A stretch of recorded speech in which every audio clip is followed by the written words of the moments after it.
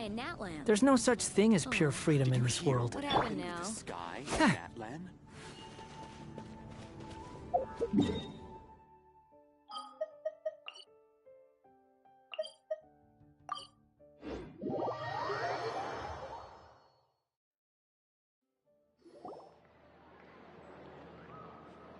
Thank you for waiting. I finished checking your adventurer handbook. Here are your commission rewards. We have no other urgent commissions on the books at present. Thank you for all your hard work lately. Perhaps you two could consider taking a vacation. Amazing! Paimon never thought we'd end up having downtime in Nod-Krai. Things were pretty hectic when we first got here. Everywhere you looked, it was either the Wild Hunt causing chaos or the Fatui stirring up trouble. It felt like this whole region was one giant slime in a barrel, ready to go boom at any moment. That's right! Another win for Tibet's top duo! Ah, yes. Are you two aware that the Moon Prayer Night is soon to take place? Oh, yeah! Lama told us that was coming up soon. Wait, why do you mention it, though? Do people in Nasha Town celebrate it, too? Paimon thought it was just for Moon Goddess worshippers. You're partially right. Most people in Nasha Town just see the festival as an opportunity to do business. They do not concern themselves with the religious element. The festival was first celebrated by the Frost Moon Scions. On this day, they would wear moon prayer blossoms and celebrate the birth of the moon goddess through song and dance. They would also prepare food and handicrafts and give them as gifts to others. Over time, it became Nod-Krai's most... Oh, sounds like fun! Great! Well, in the meantime, since Catherine doesn't have any commissions for us, let's focus on some personal business instead. When we first got here, you mentioned that this was where your spaceship landed? We didn't get to follow up on it at the time, because we got wrapped up in that whole rare situation, but now we can finally start investigating it properly. Well, there's a saying Paimon's heard around these parts, which goes, if you lift up a rock, you'll find something you weren't looking for. By that logic, you'll never find what you're looking for while you're searching, but the moment you stop looking, it'll jump right out at you. Could be worth a try though, right? Anyway, Paimon suggests we focus on other stuff we want to do for now, and just keep an ear out for spaceship-related intel as we go.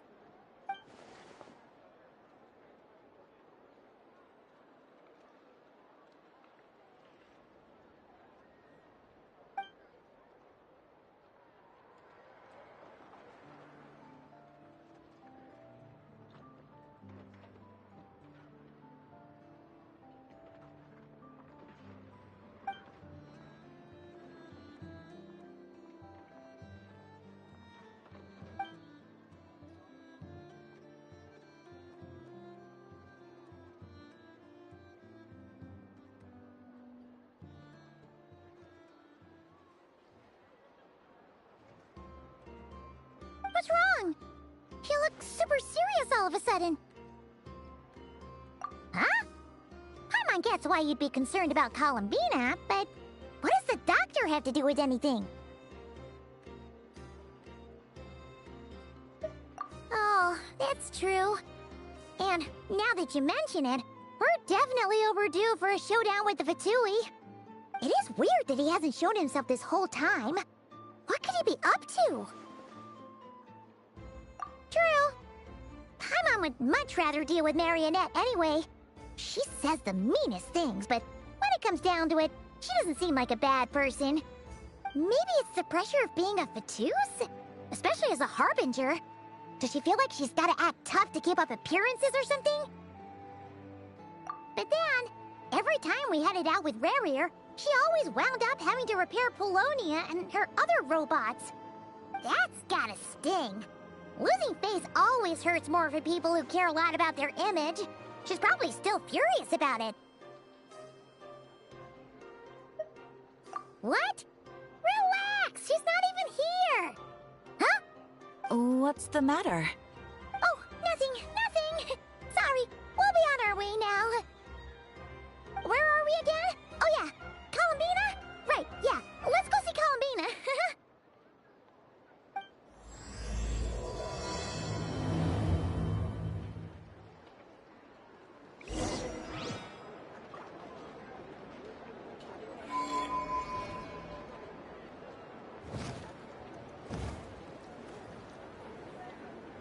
Lots of life.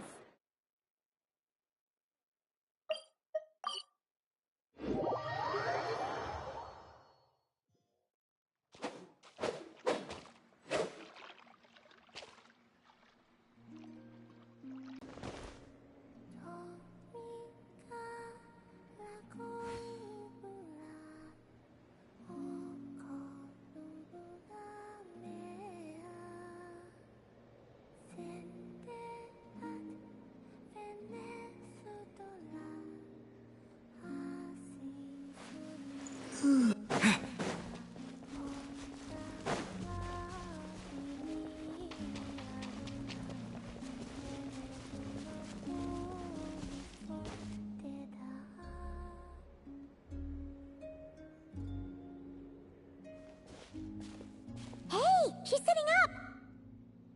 Is me sitting here a rare sight? No, we just thought you'd be resting. Perhaps I would have been, were it not for the sudden arrival of some unexpected guests. Not that I consider it a disturbance. After all, you are the only ones who are free to enter. Would it not be a little unfriendly of me to lie down while we speak? I didn't realize you put so much thought into little things like that.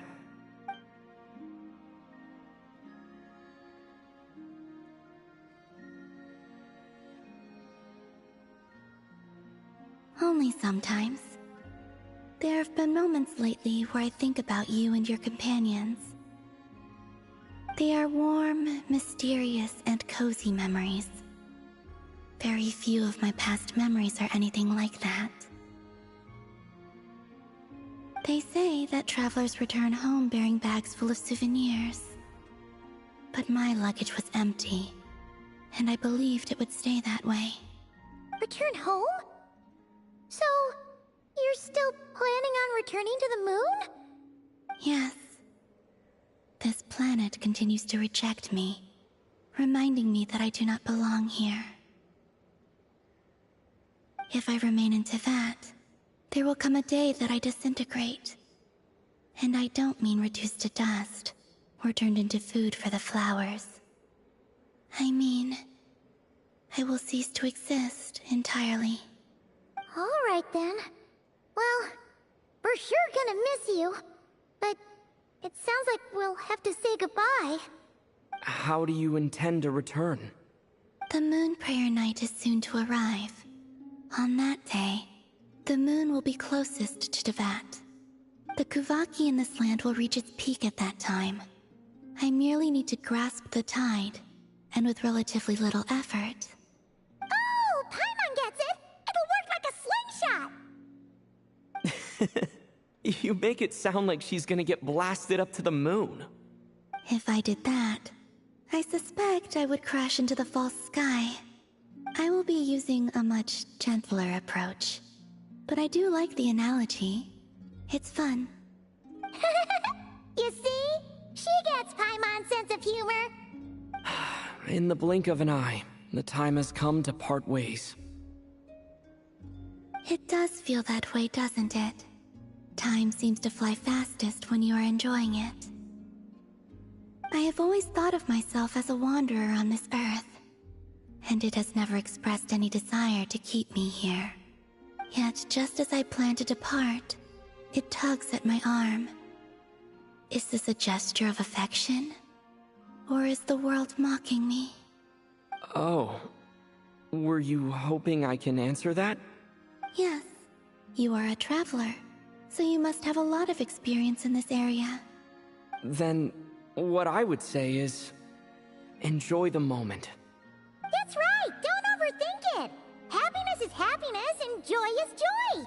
The point is to enjoy it, not analyze it! I see. Then what I would say is, even though I am very tired right now, I am still happy. I can't tell from the tone of your voice. Oh, really? You don't think I sound happy? I'm just kidding. I could tell you were in a good mood today from the moment we saw you. Ah, a joke. Albeit not a funny one. Anyway, I assume you're here about you-know-what. Give me your hand. Actually, it's not that. There's something else we wanted to discuss with you. Oh. Then, do you still want to give me your hand? Or not? Sure.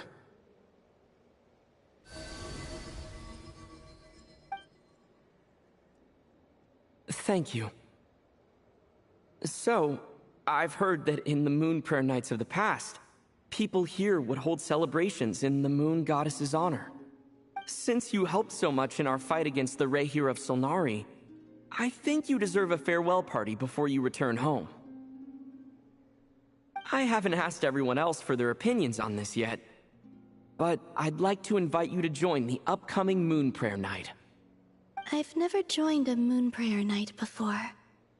I'm not sure what I would even do. Oh, don't worry about that. We take care of everything. All you need to do is show up.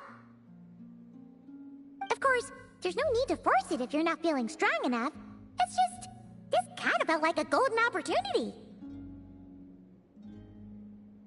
But they call me Kutar, and the Fatui have an arrest warrant out for me.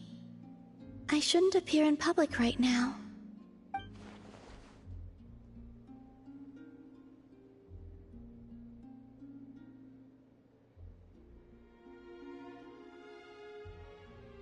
I'll make it work. You have my word. Yeah, we got your back. Well, he does. Paimon's actually not too sure what he's planning.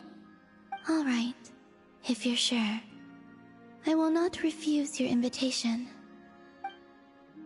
I suppose it wouldn't hurt to pack a few more sights from this world into my suitcase before finally learning what my homeland looks like. Oh, if you see Lauma, please tell her that my answer to the question she asked me is neither yes nor no. Rather, it is, there is no need. That was kinda cryptic, but sure. Guess it's between the two of you. We'll pass along the message. Bye for now.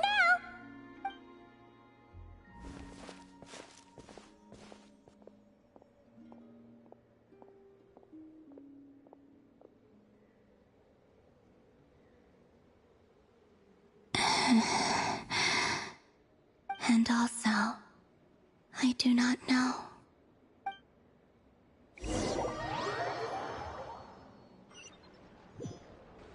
Since she's agreed to join the festival, let's go see who else wants to take part. Lauma's gotta be the person most familiar with the Moon Prayer Night. We should start with her. Also, what exactly is your plan to keep her safe? Not sure yet. I'll figure something out. What? Are you serious? And Paimon even gave you her vote of confidence back there. When did you become so sneaky?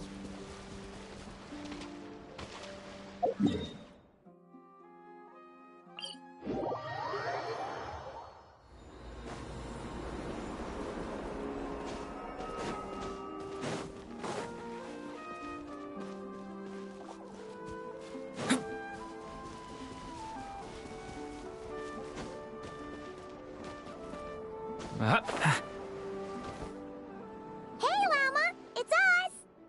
Huh? Varka? What are you doing here? Beats me.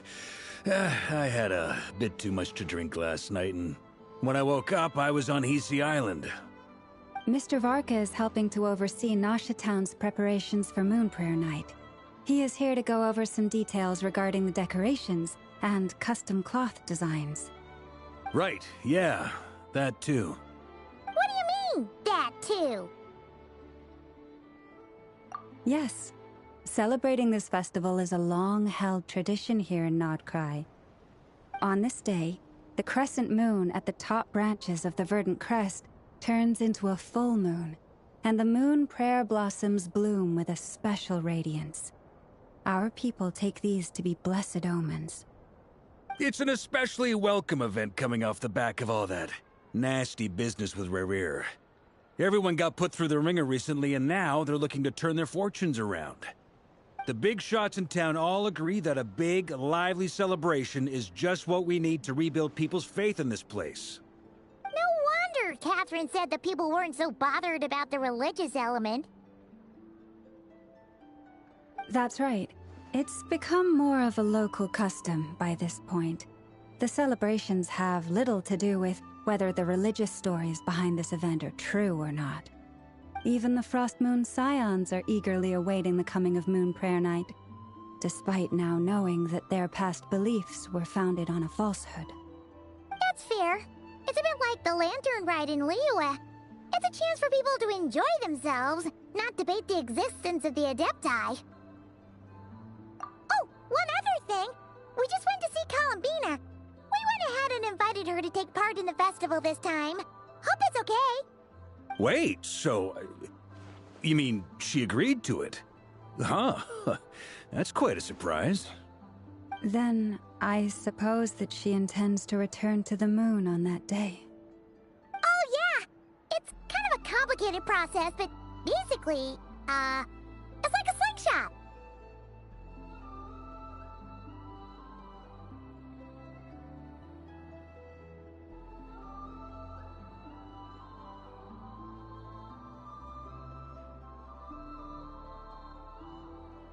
I understand. In truth, I had a feeling that she might make such a decision. Well, if Kuthar has decided to participate in the festival, we should prepare accordingly. Yeah, exactly. She was saying how it could be risky for her to show her face in public. We were wondering if there was any way we could hide her.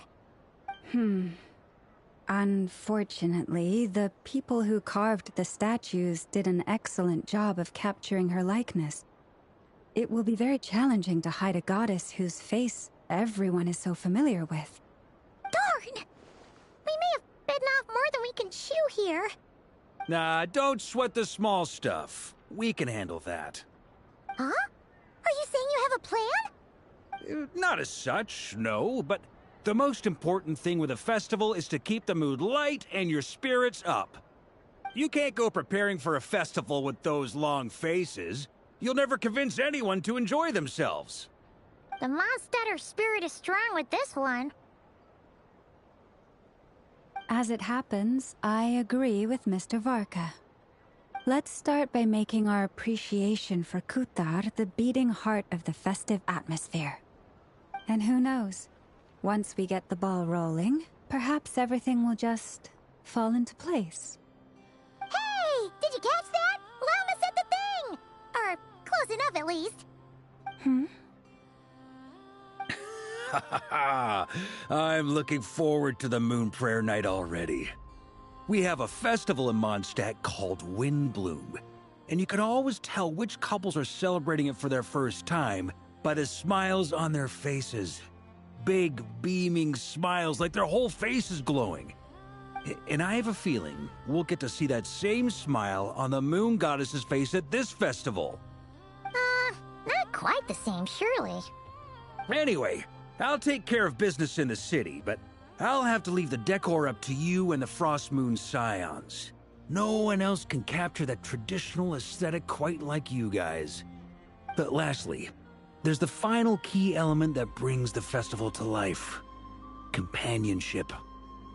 Before you leave, let me show you something that we've been preparing. Mr. Varka had asked to see it already, so you may as well tag along. Also, I have some further questions about Kuthar's decision.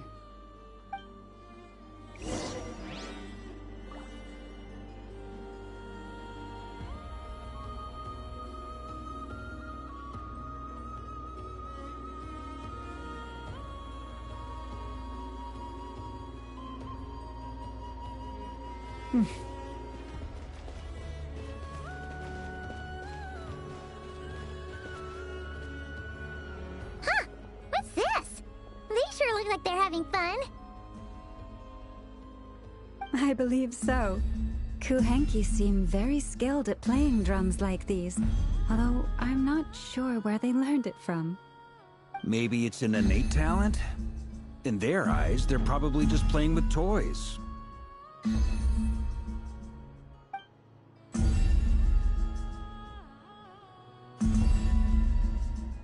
Wanatar! You wanna play too?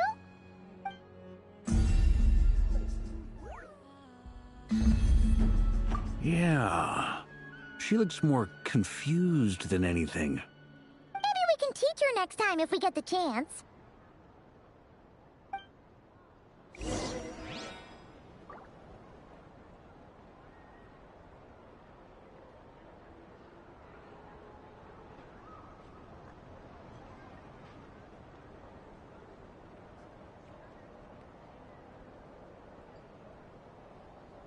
Can I stop here and play? I mean, take a stroll. I won't go too far.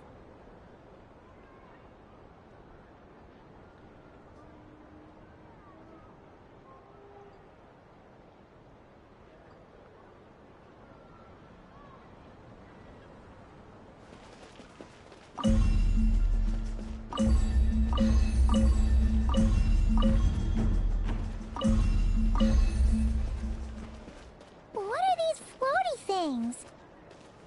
Moon veils. We hang them from buildings in the city during the festival. When you look at the sky through them, it creates a lovely misty effect.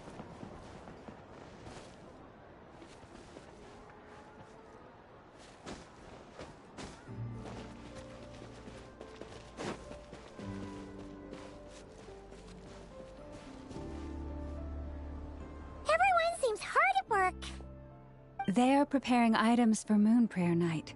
For instance, the sculpture being made over here, Mr. Varka and I were just finalizing the details of where it will be placed. Ah, there she is. I didn't know the finished article would be so large. Not to worry, though. All the necessary arrangements have been made. Just let me know once it's ready, and I'll get some people to ship it over. You have my thanks. And over here, we are preparing a very traditional confection. Oh, look at all these colors! It looks great! Can Paimon try one? Of course. I have a feeling you'll like it a lot. You bet! Sweets and treats are Paimon's favorite! If you included those in the Feast of the Moon, I bet Paimon would have joined the Frost Moon Scions by now. There will also be verdant crests like this present in Nasha Town during the festival. The timing of Moon Prayer Night is not completely set in advance. We make a rough estimate, then observe the changes in the verdant crests and moon prayer blossoms to guide us. As such, the wait itself is a fun feature of this particular festival.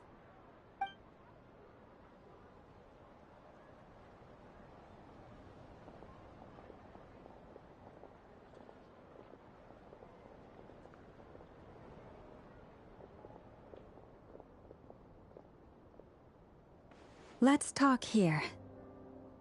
To tell the truth, I am very surprised to hear that Kutar is willing to participate in the festival. I once asked her if she'd be willing to stay with the Frost Moon Scions. I could introduce her to everyone, and we could be a family to one another. She did not answer. Has not appeared here since. I took this to mean her answer was no. But if that were the case, she would not have accepted this invitation. Ah, I see. Maybe she is right. Maybe the Frost Moon Scions of today no longer need a moon goddess. But my wish was not for her to come here and be worshipped as a deity. I simply wanted to offer her a place to stay. I'm sure she believes that showing herself here might invite Fatui intervention, and as such she does not wish to cause us trouble. But what really pains me about all this is that this is her birthplace. She ought to belong here, yet no one has been able to grant her shelter. I think I'm qualified to weigh in here. When someone's about to depart on a long trip, what they need is blessings, not burdens. We should wish her the best, not make the journey harder than it already is. Anyway, she's agreed to attend, hasn't she? All we need to do is simply respect her decision. I see your point. Yes, she will soon depart after all. Our job is to leave her with some happy memories. Besides, who's to say her journey to the moon is a one-way trip? It's not like she can't come back and visit if she wants, right? Paimon agrees wholeheartedly. Festivals are all about having fun, so let's keep it simple. All right, I'm gonna head back to Nausea Town soon. Want to come with? I'm guessing you have some other folks to visit there. Sure thing, let's go! Bye for now, Wilma! Thank you all. Goodbye.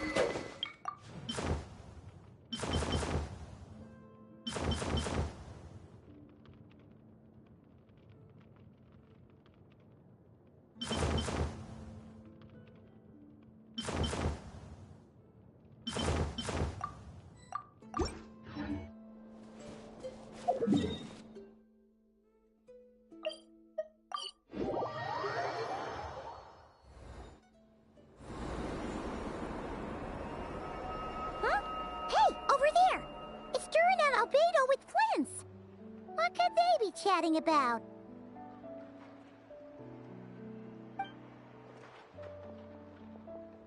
Your guess is as good as mine. Ah, Grand Master, and the Traveler and Paimon.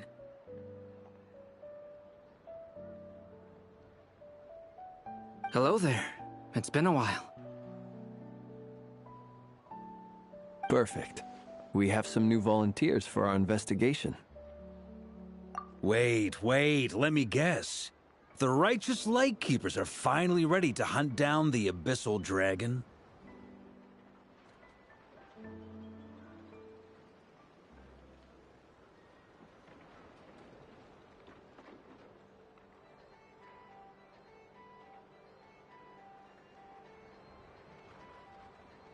Haha. Yes, that too.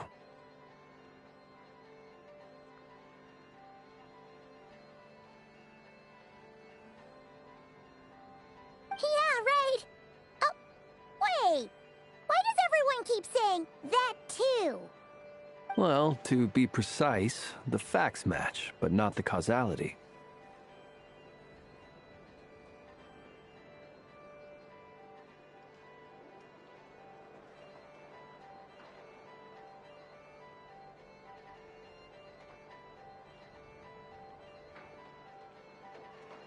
Wait, so I guessed right? Half right. Don't act so impressed with yourself. Maybe I can explain. We ran into Mr. Flint's north of Nausea Town. At that time, we just noticed a few abyssal creatures out in the wild, but the strange thing was, I didn't detect any traces of abyssal energy on them at all. On closer inspection, we realized that they were not real monsters, but something akin to reflections in the water, or perhaps a mirage. Huh? What do you mean? Like, you could see them, but not touch them? Exactly. It was very peculiar. They roared and tried to attack us, but we could not make any physical contact with them. I think I've heard of things like that happening in Nod-Krai before, but I don't know much about it. Yes, it's a known phenomenon. Mirage-like illusions tend to appear in Nod-Krai in the run-up to Moonprayer Night. From a distance, they appear quite real. I myself thought that Misters DURIN and Albedo were locked in battle with abyssal monsters when I first arrived.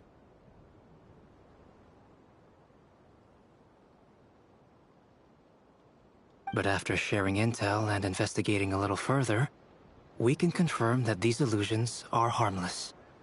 there is no great cause for concern. All the Mirage stories I've heard are either animals, rocks, or small houses. Abyssal monsters, though? That's a first. It's a first for me, too. So I'm planning to look into it further just to be on the safe side. I intend to inspect a few more locations. What about you two? Any plans? Alice contacted me a few days ago. She'd like me and DURIN to assist her with an experiment. But we lost contact shortly after receiving the message. I'm sure that comes as no surprise to anyone familiar with her. We don't know when the wind will blow, yet when the wind blows, we will know. That, in a nutshell, describes how Alice operates. Yeah, that tracks. Okay. Well, I suggest we investigate this Mirage business in the meantime. It's piqued my curiosity, and I'm pretty sure I know someone who will already be 10 steps ahead of us. Well said. Right? Whatever's happening in Nod-Krai, she always seems to be the first one to know. Let's go see what she knows.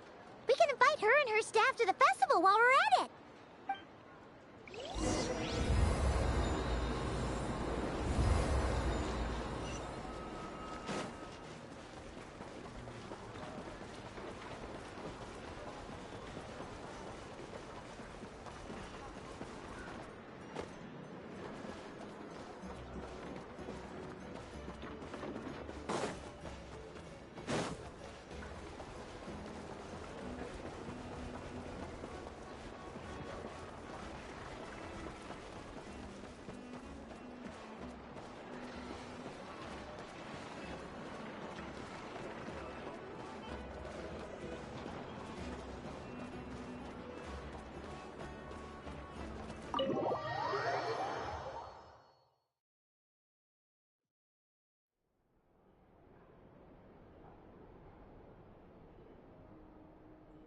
You're right, I have noticed.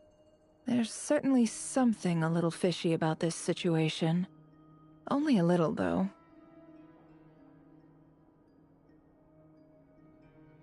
Records indicate that this phenomenon can occur in the days before and following Moon Prayer Night. That said, it has always been a rare sight in the past. The odds of encountering these phantoms are similar to looking up in the night sky, happening to see a shooting star, and managing to make a wish before it disappears. But this time, either everyone's getting lucky, or they're appearing far more frequently than usual. Yehoda's out gathering intel as we speak. In the meantime, let me check off some points of interest. First, the Abyss. The ones we saw seem to be abyssal monsters. Indeed. But we have identified one location where many more of them have made an appearance. And not just monsters, but human phantoms, too. Given the scale and nature of the phantoms, it's almost as if someone's last memories are coming to life. Or perhaps the memories of multiple people. Oh. So you mean the phantom monsters are hunting down the phantom humans? Exactly. The phantoms can interact with each other, but we have no means of intervening. In addition, some of the human phantoms would seem to be from the very distant past. This is clear both from the clothing they wear and the stories they tell.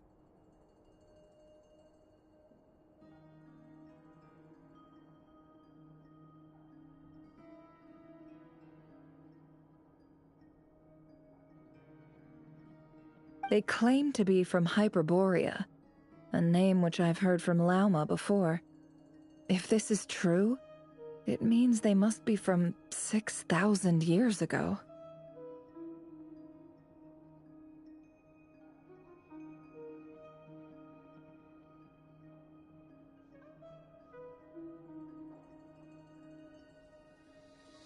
Did Paimon hear that right? 6,000 years? It sounds like this merits further exploration. That'd be a big help. I'll leave it with you, Albedo. My knowledge of ancient history is non-existent. I used to doze off every time the pre-Knights of Favonius era came up in class.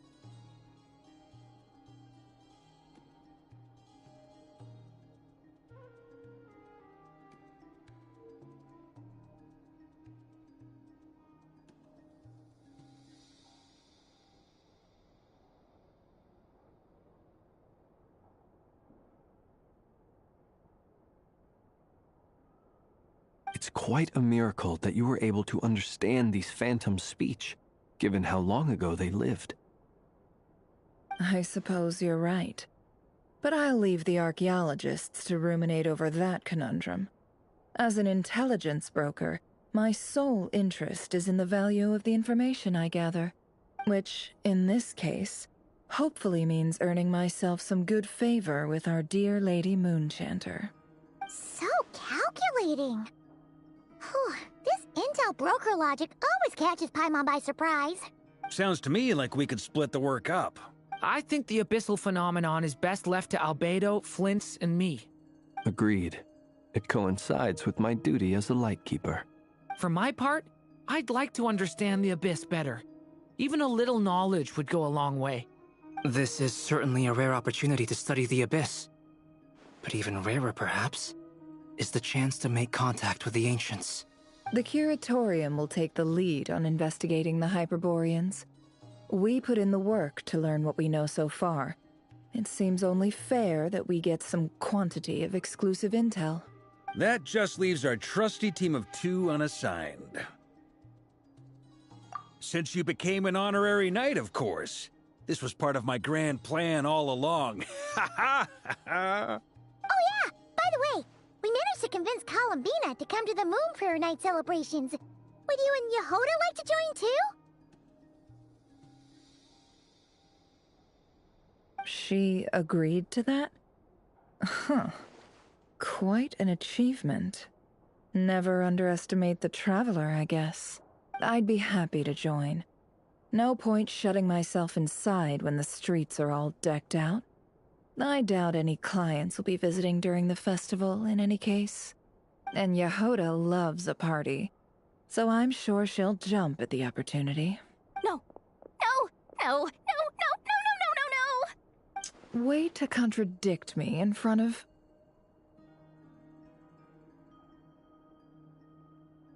Wait, no, that's not what I have bad news, boss. So many people. All right, everyone inside, quick!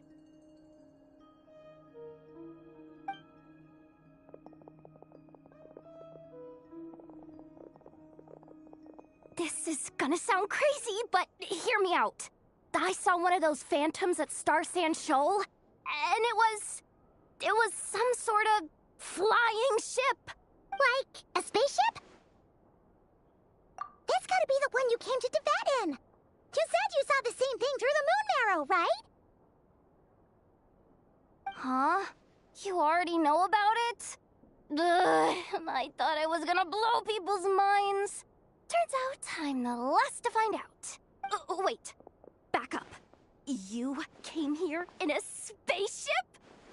Now my mind is blown! What's it like on the inside? Was it like flying through space? I want to know everything!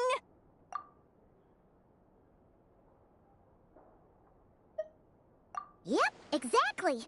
Huge discovery. You're the best. Second best intel broker in the world. After your boss, of course. Wow. Really? Well, I don't know if I'm all that, but... I guess that decides where we're heading next. Come on, don't look at me like that.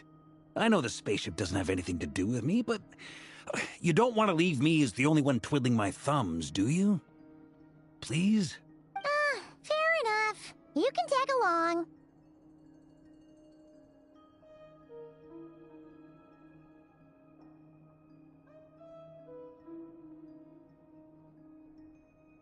In that case, let's meet back here to discuss our findings once we're done. I wish everyone a productive investigation. You too.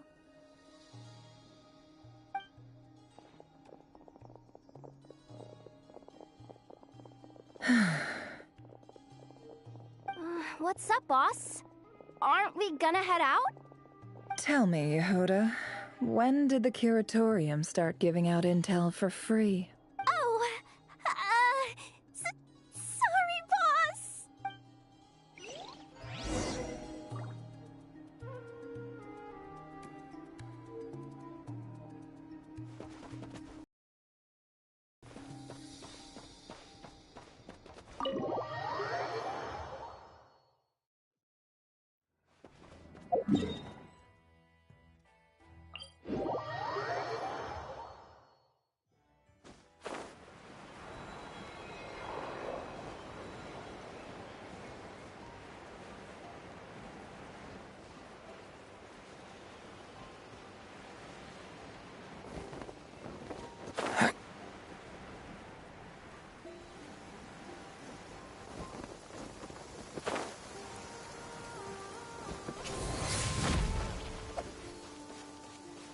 Oh dear. I am feeling the urge.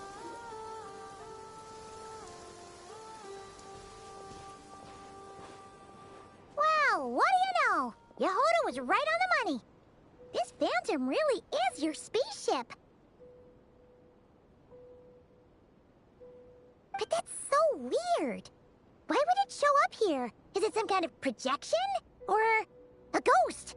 Like, maybe it no longer exists, but somehow it left an afterimage? Ah, you're already here. Miss Lauma, what a surprise. I thought you were busy with festival preparations. I was, until one of our people informed me that a strange sight had appeared at Star Sand Shoal. No one's ever seen something quite like this before. I thought I should see it for myself. Same here. Oh, so we heard that these things appear around the festival period. Any idea why that is? Unfortunately not. We have very limited information about them, since they can't be interacted with. And no human phantoms have ever made an appearance before now. The most we've been able to deduce is that these sightings appear to be connected to the increase in Kuvaki energy around this time.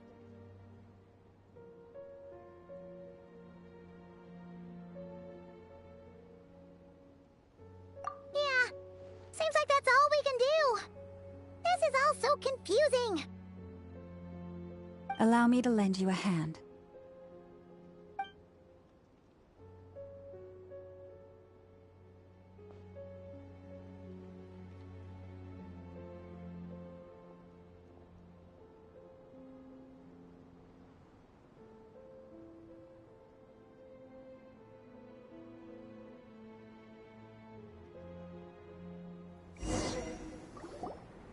Everyone, our friend here should be able to provide us with some information.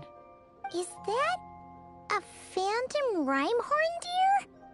I've heard about how the Frost Moon Scions live in harmony with the animals and can even communicate with them. That's coming in handy now, for sure. Okay. Yes, I understand. Then how about this?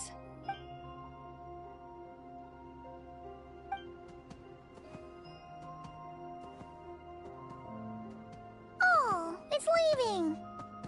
It appears to share our curiosity about this giant spaceship, so I asked it if it wouldn't mind investigating along with some friends. In return, I told it about some nearby spots where the wild fruit grows abundantly.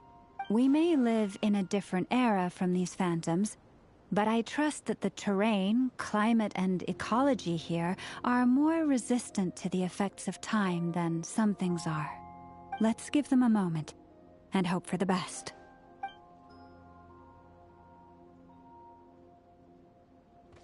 All back together? Must have been a lot of fruit. Indeed. Now let me ask them some questions.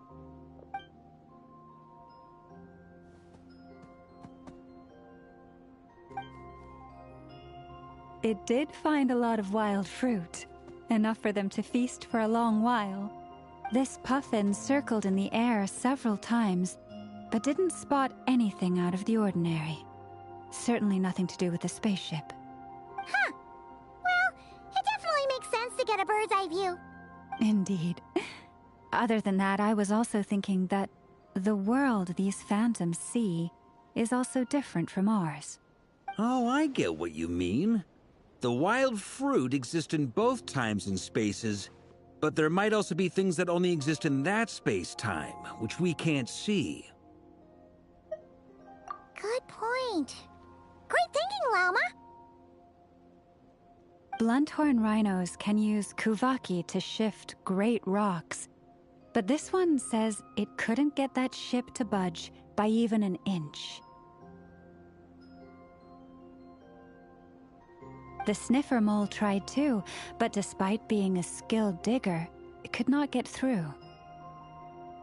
They say that the spaceship looks robust and undamaged. It seems completely impervious to any and all attacks. Whatever lies within is well defended from harm. So, just like us humans, there was nothing they could do about this spaceship either.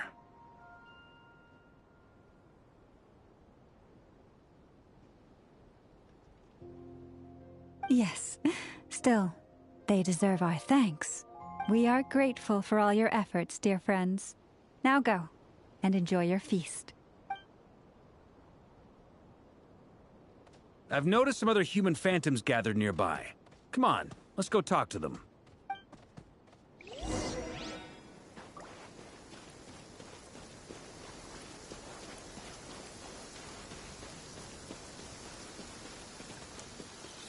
Oh dear.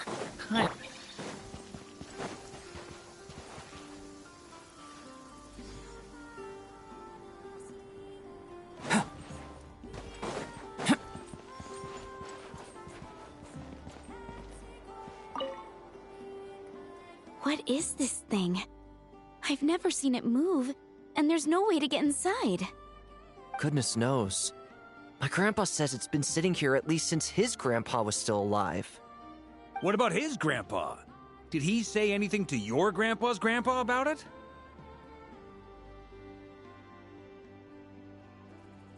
Huh? I don't know.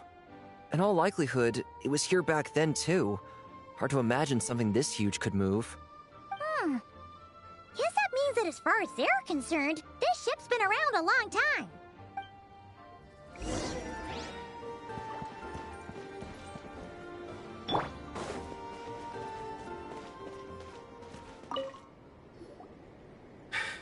Come on, brothers. If we can get even a small chunk off of this thing, it's gotta be worth a fortune. Today is the day we strike it rich. Huh? You mean Paimon? Yes, brother, I shall join you. Let's make our fortune. We should go with them. What the? This thing is crazy tough. I can't even scratch it. What's it made of?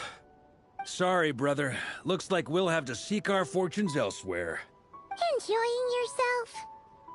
I was just seeing if I could influence this phantom's perception by playing. But nope, no dice.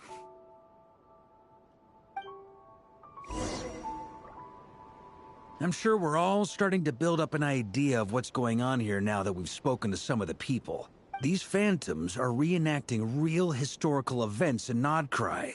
It's almost like we're in some kind of interactive stage play. We can talk to the actors, but the plot is fixed, and we can't influence it. It makes sense. History is set in stone. The objective facts of the past cannot be changed. Paimon totally thought you were just goofing around earlier. But actually, you were doing some serious investigating. Of course I was. Anyway, at this point, I think we're forced to conclude that although the Phantom spaceship is right there in front of us, we aren't going to learn much about it from these people.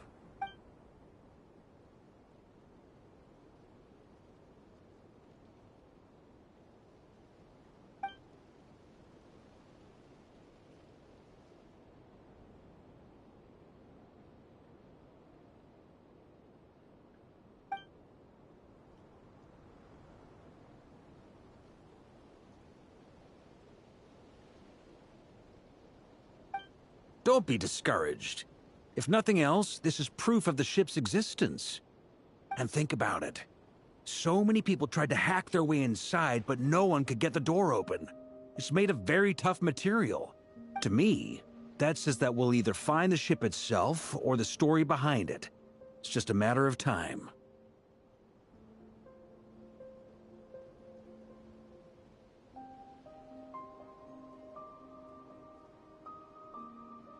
Huh.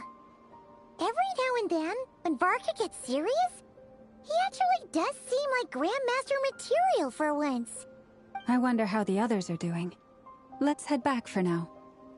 Sounds good. Also, drinks are on me if Team Knights of Favonius is the first to finish. Wait, we have a team name now? Am I in Team Knights of Favonius as well? You're very welcome to join. We've even got a cathedral ready for you. Isn't that technically blasphemy? You wouldn't dare make a joke like that if Barbados was in earshot. Nah, I'm sure Barbados doesn't mind a little harmless blasphemy once in a while.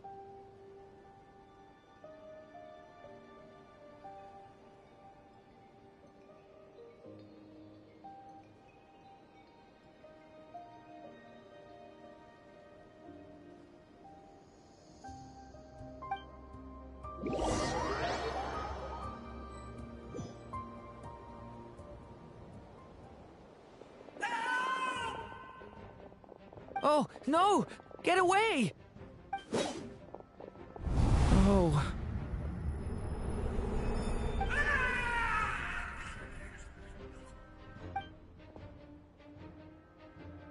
I know it's hard to stomach, Mr. DURIN. But as I'm sure you've noticed, there is nothing we can do to intervene in that which unfolds before us. But we have to at least try. And try you have. But are you aware of how many unsuccessful attempts you've made now? I wasn't keeping count. I'm afraid this is the 39th failure so far. Or the 5th if we're only counting this particular victim. There are no indications that these phantoms may be altered in any way. You seem to have calmed down a little.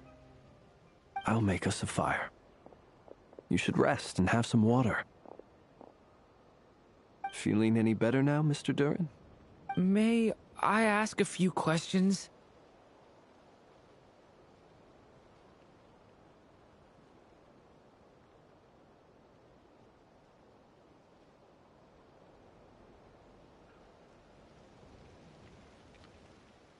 Be my guest.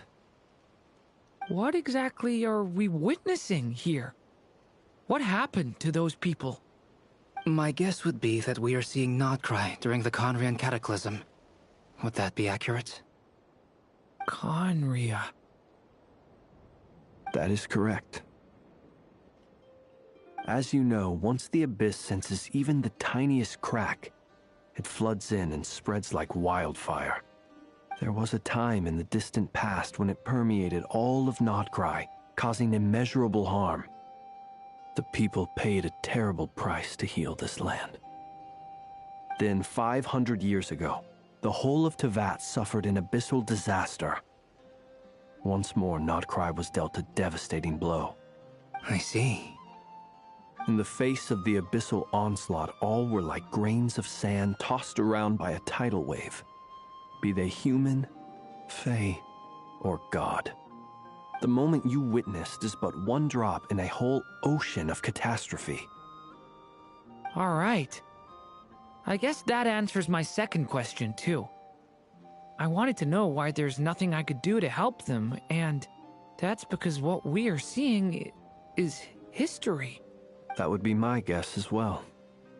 As I understand it, history and fate are not all that dissimilar.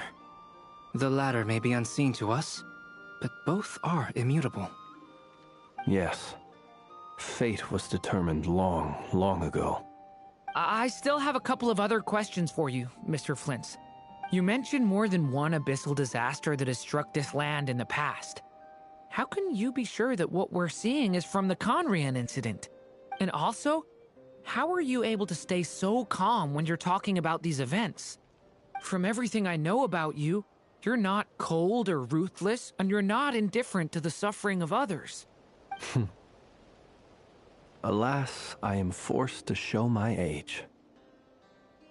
I must be 600 or 700 years old by human measure. Wait, so you... One is not easily moved by history when one has witnessed the truth firsthand. I'm sorry. You needn't apologize. Your passion is a good thing to have. Treasure it, because someday you may find it in terribly short supply. Now, at the risk of offending you, I have a question in return. Your curiosity toward the abyss, is it born from hatred or because you sense its call?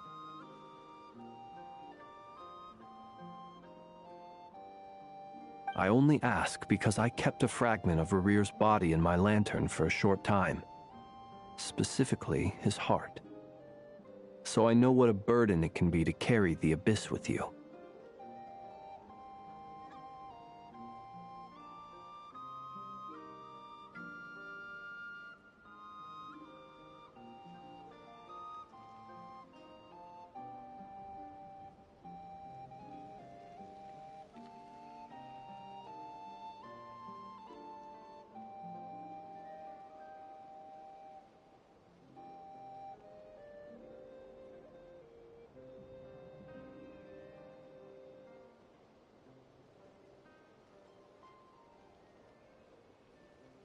And I hear its power growling from somewhere within you.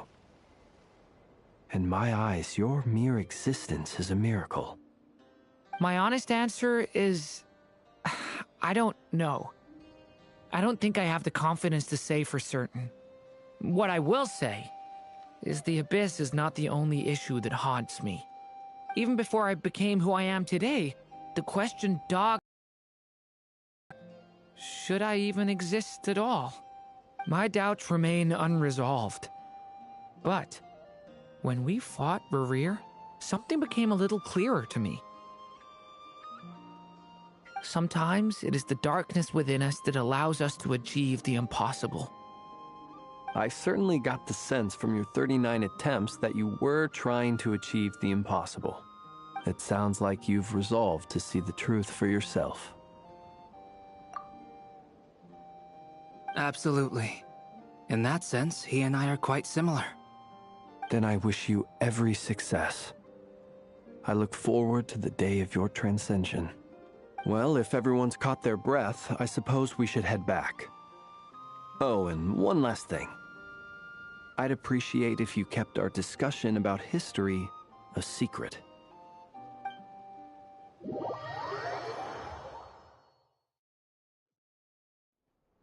Incredibly, our separate investigations led us all to the same conclusion. Hooray for consensus! Yeah, but we barely learned anything, though. I totally thought this would be the mother lode. Talking with the ancients? I mean, come on! But nope. All we got was useless snippets of conversation.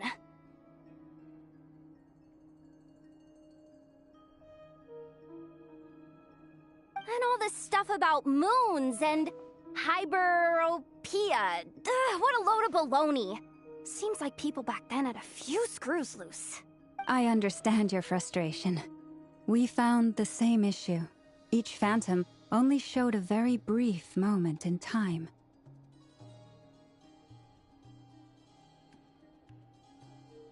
There isn't much value to be found in these miscellaneous fragments of a civilization's history, no matter how glorious it may have been.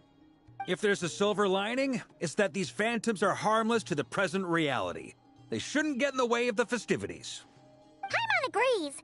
And not just because it's the first thing she understood in this whole conversation. You look disappointed, Nefer. Is something the matter? What do you think? We all worked our tails off, but the only one to gain anything from it was you, Lady Moonjanter. Well, please do share the Hyperborean records with me. I will gladly inscribe them in our people's documents. Oh, duh! Yeah! That was it! Hyperborea! Hyperborea. I'm serious. Only an expert in the Frost Moon Scions and their history can turn these records into valuable research material. The alternative is to let them gather dust on the Curatorium's storage shelves until the pages turn yellow. Nefer, you're wise enough to know that cooperating and sharing the profits is the best course of action here. Well, that goes without saying. Sure, let's do that. Huh? But didn't you say we aren't supposed to give out intel for free? Sorry. Shutting up. Shutting up. Now is not a good time to push Nefer's buttons. Anyway, back to Moon Prayer Night. I'm thinking that we should prepare something a little special, aside from the usual decorations and so on. You mean a parting gift? Can't go wrong with food. Although, does food go bad on the moon?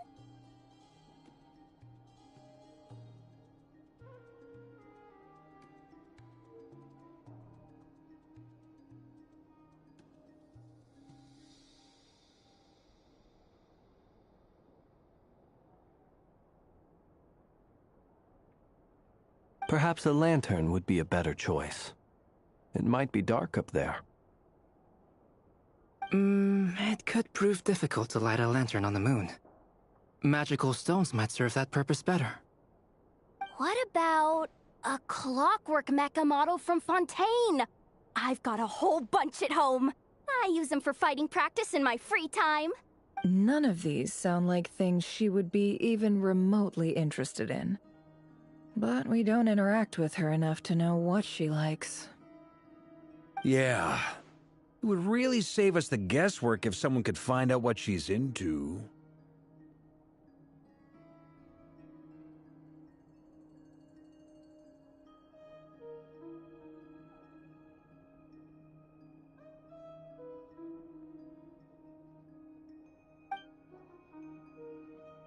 Wait, what the? Traveler? They're all looking at you. Great! Haha, problem solved. Now, I need to stop by Dory's. Gonna need her help sourcing a bunch of stuff for the festival. Then let's leave it there for now. We all have our own business to attend to. Traveler, if you find out what Kutar likes, let us know right away.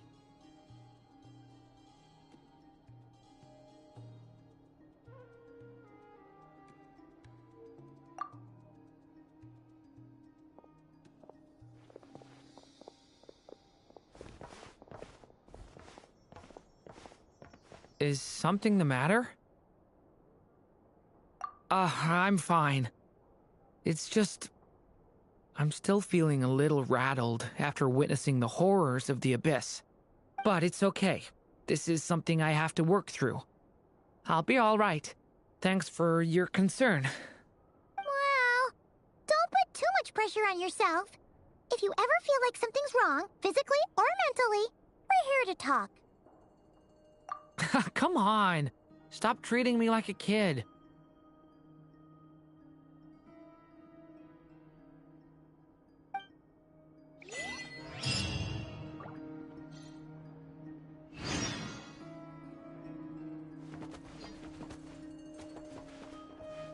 Which is why we need a lantern guaranteed to work on the moon.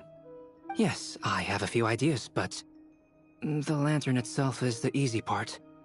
The real issue is how little we know about the lunar environment. Wait, you two are serious about this? Let's just say I'm intrigued by these shining magical stones that Mr. Albedo has mentioned. Could you do me a solid and try to smooth things over with Boss Neff?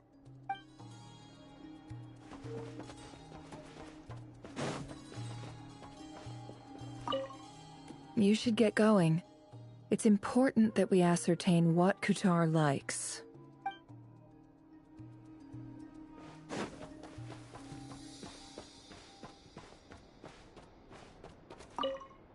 Miss Lauma, would you accompany me into town?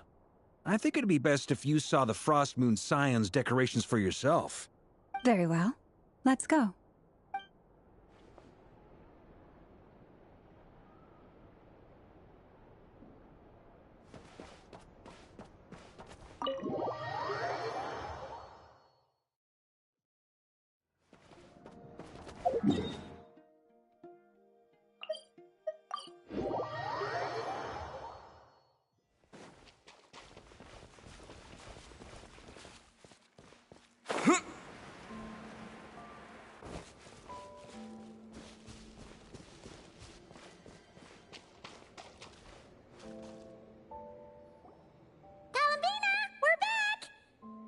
Huh?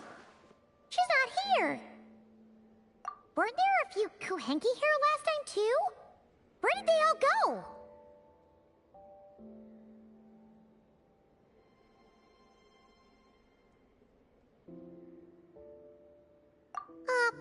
Walkies? For Kuhenki? You're not pets, you know. Oh, well. Looks like we just came at a bad time.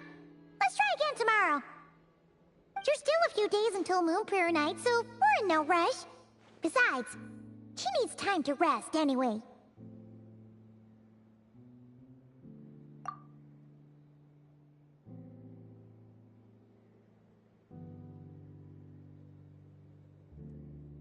Kalamina! Are you back yet? Oh, how strange. Looks like she still isn't here. Right? It's not like her to spend so much time outside. Especially since she's worried about attracting unwanted attention.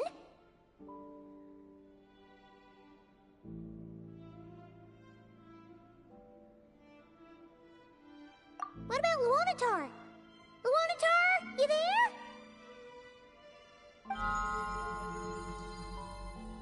Hey! Do you know where Kalambina went?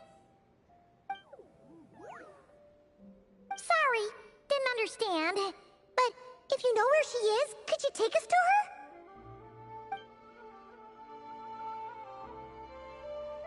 Yeah, that's even stranger.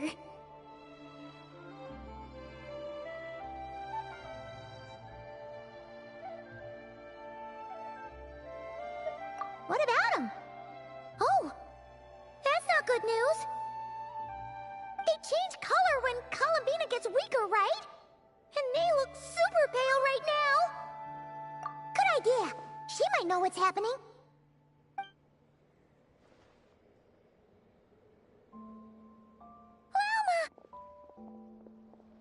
Ah, it's you. How is Kutar? Is she okay? No, she hasn't. I came here to check on her after I noticed the flowers had changed color. Based on past precedent, she must be very weak right now.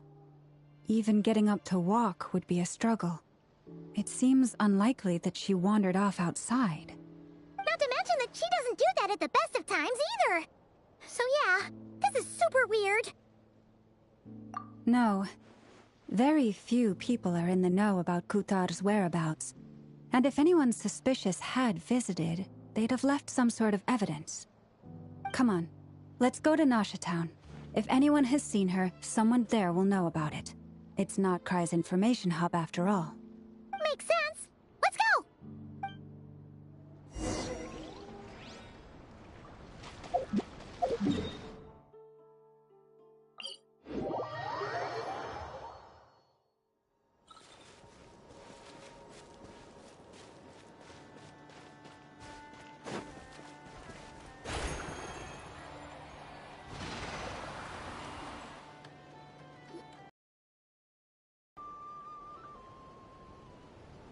Wait a moment.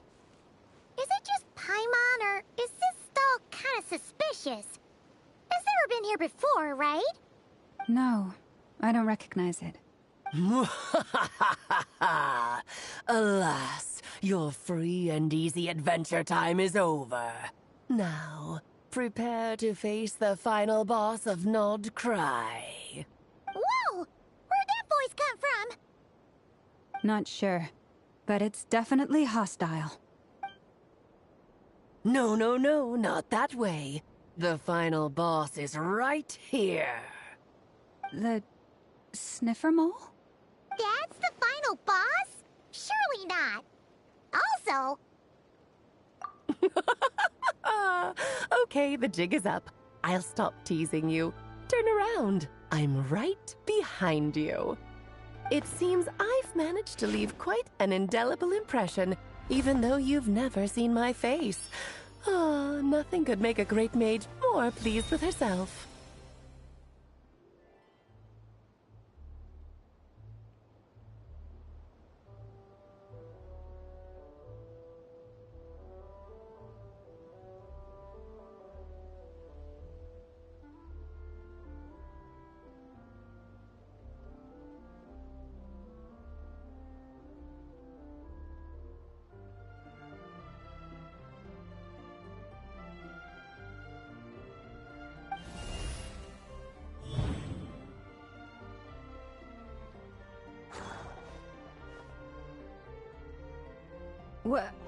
What is going on?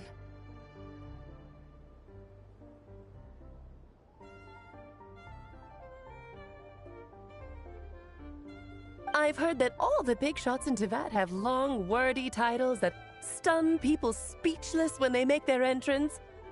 Unfortunately, none of them are affiliated with the Hexen Circle, and we ourselves keep a very low profile. The notorious name-dropping doesn't quite work for us. Still, I, for one, think I'm really quite amazing. So that didn't stop me from coming up with a title anyway. Alice? It's really you this time? Not a lantern or a Dodoko, but Alice in the flesh?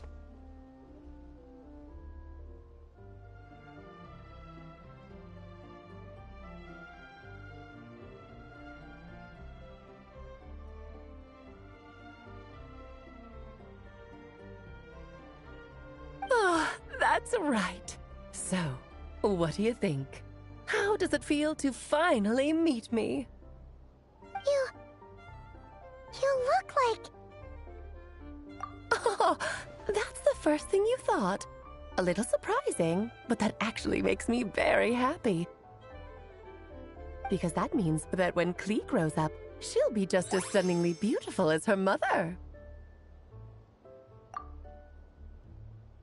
So she's a friend of yours? Kind of. This is actually the first time we've seen her in person. I see. Madam Mage, that was, quite a powerful entrance. I certainly won't be forgetting it anytime soon.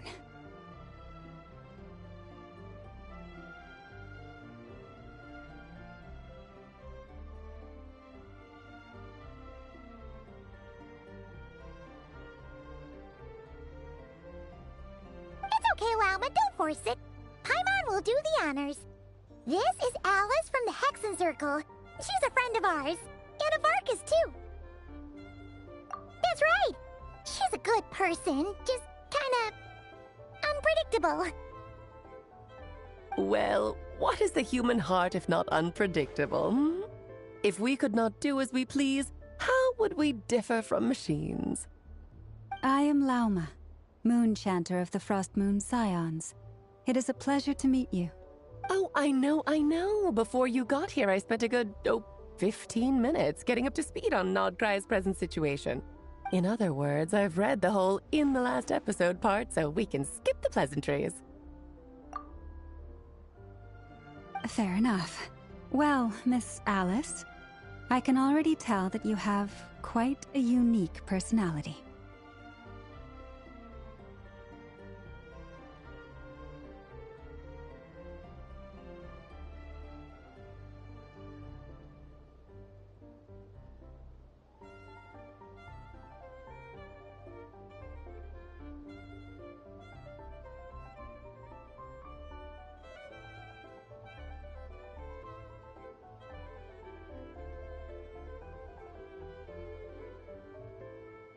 He'll get used to it.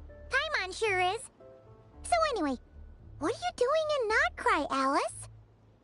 Oh, I thought I told you already.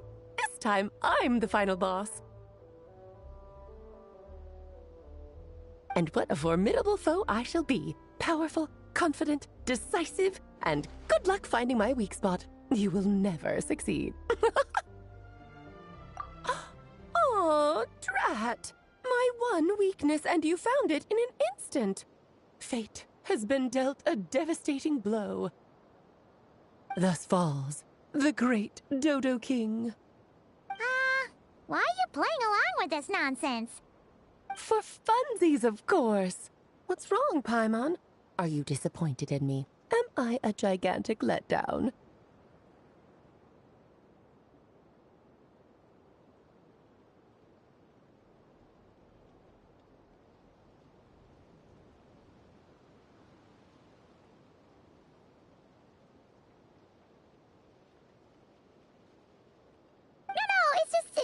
You seem like a busy lady. And this is the one time you've shown up in person. Paimon figured it would be for something more high stakes than just goofing around. You're quite right. I'm here in Nod-Krai because something big happened. Something big enough it caught the attention of the Hexen Circle.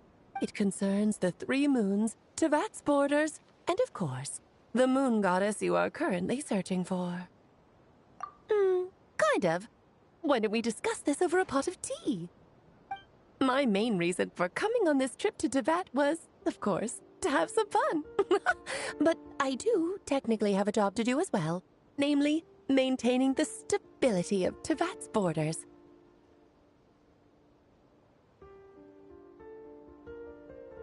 I'll skip over the complicated parts, but to sum it up, abyssal energies are all that lie beyond Tevat's border. We'd find ourselves in a real pickle if they ever made it through. And the phantoms you've been seeing are a sign that the border has been disturbed. No wonder they tend to show up around Moon Prayer Night. Is it because the real moon is now so close to us that its power can cross the border? In part, but only a negligible amount passes through. Just enough to influence the verdant crests and so on. And as you've noticed, there has been an unprecedented number of phantoms appearing this year. The influence of the moon beyond the border cannot explain this. No, there is another far greater factor at play. The trilunar syzygy.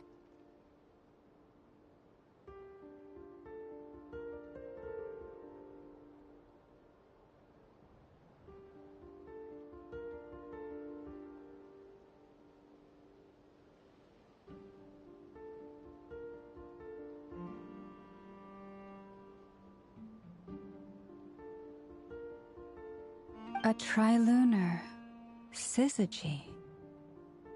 Eons ago, before the heavenly principles came to Tevat, it was the then 3 moon goddesses who controlled the laws of this world. Oh, that's exactly it! The 3 goddesses split these powers amongst themselves, promising never to consolidate them into one singular body. This was meant to keep the world stable. But, fast-forwarding to the present, the eternal moon's marrow is with you, while the iridescent moon's marrow, which should never have appeared in this world, has been retrieved. Add that to the presence of a moon goddess in the flesh and... the power of all 3 moons is gathered here in Nod-Krai.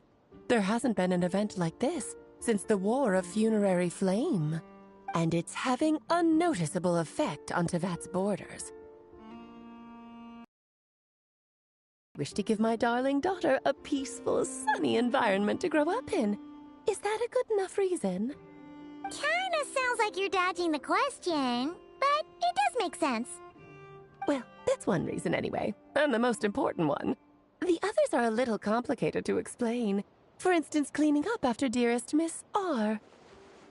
Albedo could tell you more about that if you're curious, but right now, I have a more important question to ask you.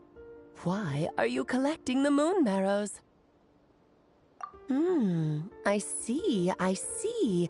Nicole told me about that legend once. Nicole? You mean Mage Anne? Oh, so you remember. Yes, of course. That was a story about fate, her area of expertise. But back to the story of our dear moon goddess. I'm afraid her intended method of returning to the moon is unlikely to work anymore. What does that mean? She may be missing, but she hasn't gone anywhere. She has disappeared.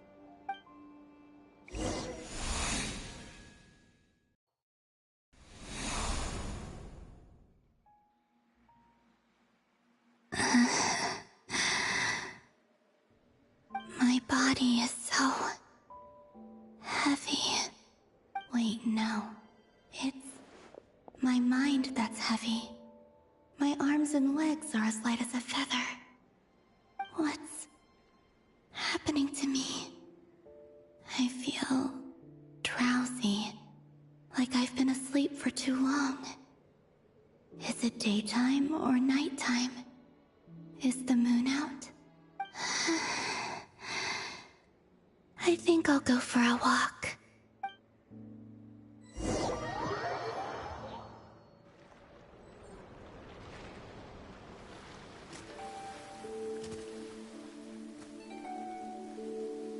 Are you out for a walk too? Huh?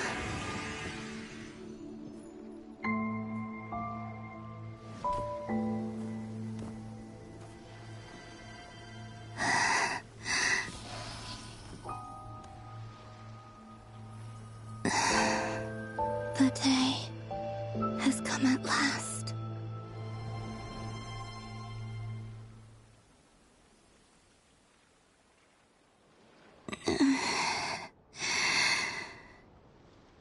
Have I grown so weak that I can't even sustain my physical form? But Moon Prayer Night is nearly here. I was so close to returning home.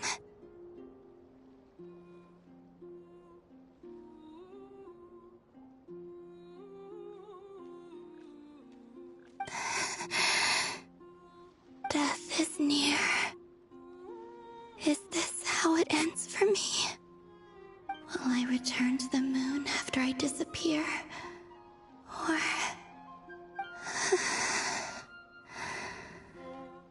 I don't want it to end like this. So far, at least, I still exist. Even if not physically, I can still feel. But as my power wanes, I'm sure that too will fade. I suppose I might take one final look at this world. The world where I was born.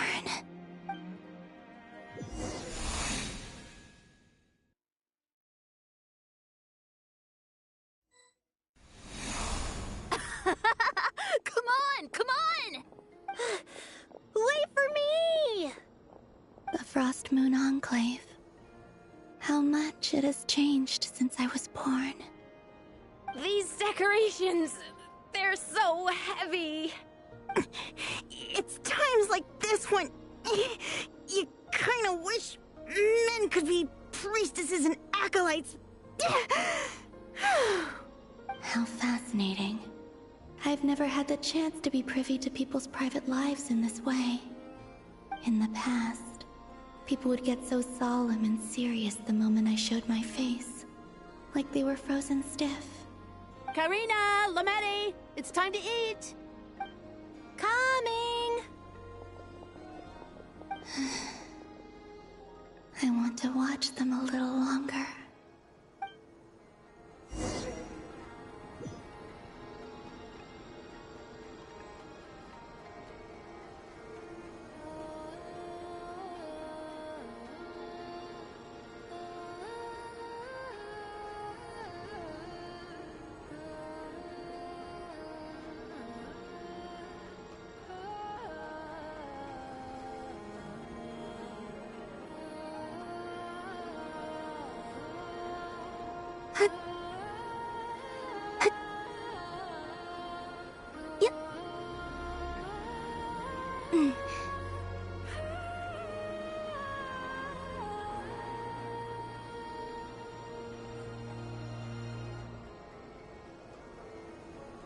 So just fill these balloons with air, right?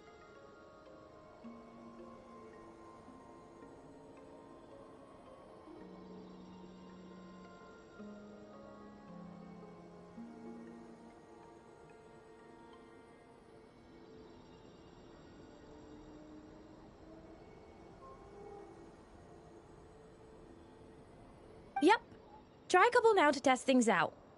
The rest can wait till Moon Prayer Night.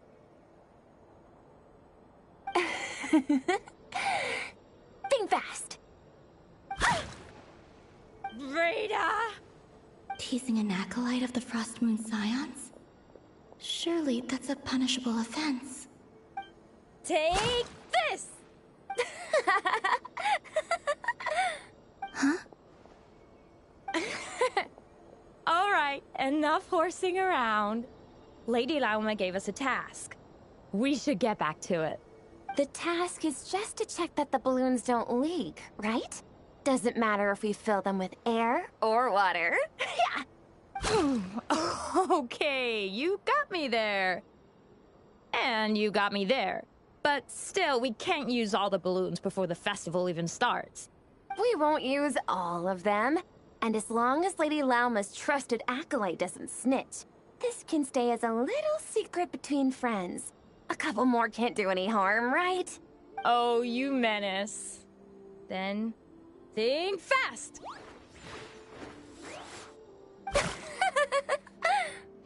Is pumping a balloon full of water really so much fun?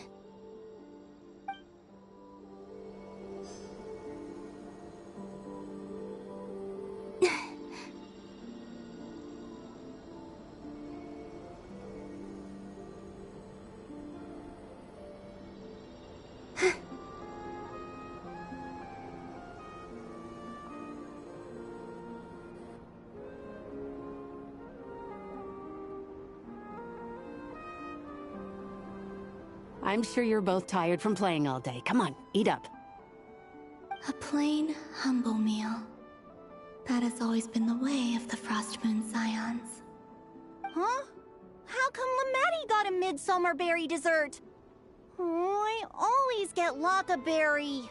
I don't mind sharing. You can have a bite of mine if I get to have a bite of yours. Hmm? They're sharing food? I've never shared food with anyone before. Even at the Harbinger tea parties, everyone just ate off their own plate. And when I couldn't finish my food offerings from the Frost Moon Scions, they'd leave the leftovers out under the moonlight for the animals to claim. Hey! That was 2 bites! Oh, then you can have another bite of mine. Oh, you too. Oh, don't fret now. Here, have some of Granny's too. So this is what it means to be family.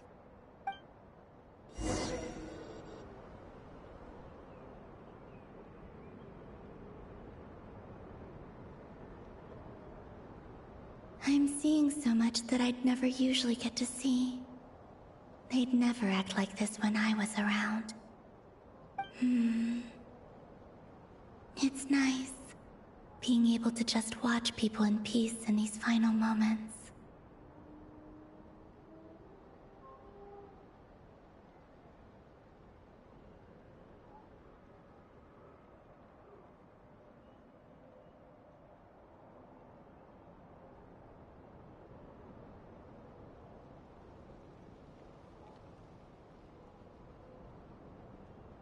What a rare opportunity.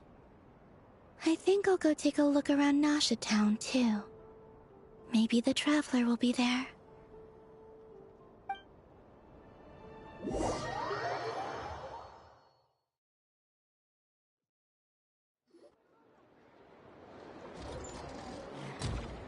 After the War of Funerary Flame, the Moon Goddesses were no longer recognized by Tevat.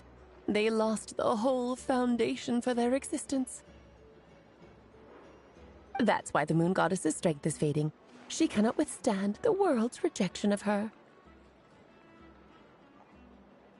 To be more pedantic about it, the Moon Goddesses did something to offend the heavenly principles, and that's why they were ousted.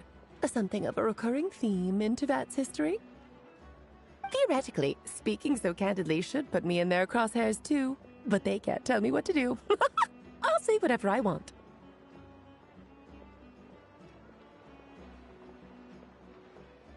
Anywho, the Moon Marrow energies were but a drop in the bucket for her, and that battle against the Ray Hair of Solnari only weakened her further.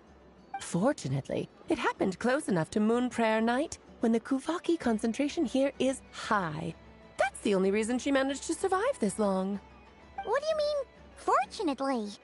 You said she disappeared. We're too late. Oh, what a headache. I thought this was all common knowledge. I guess I have some more explaining to do. Okay, buckle up. It's time for another lecture.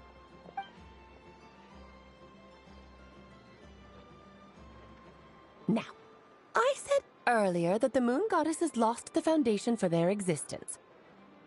The reason for that has to do with the natural order. Basically, the rationale for their existence in Teyvat was lost. The same logic applies to the present moon goddess, too. Consider her existence so far. Her comrades in the Fatui called her Damselette.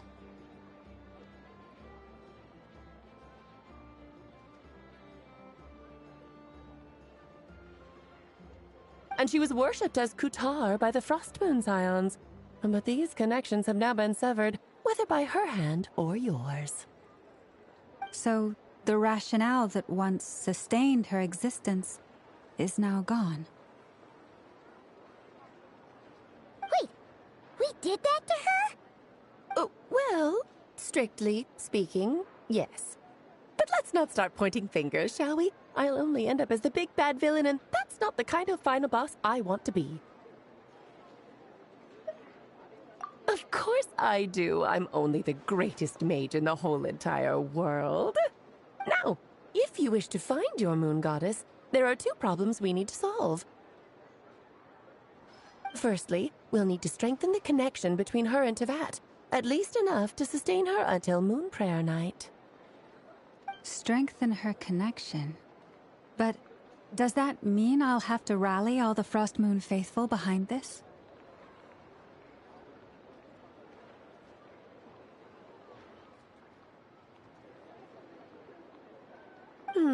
I'm afraid a bygone faith and a former home won't be of any help to her now. Do you know her name? Her name? Oh, yes. Names are very important things. A name is a fundamental concept that anchors one's entire existence.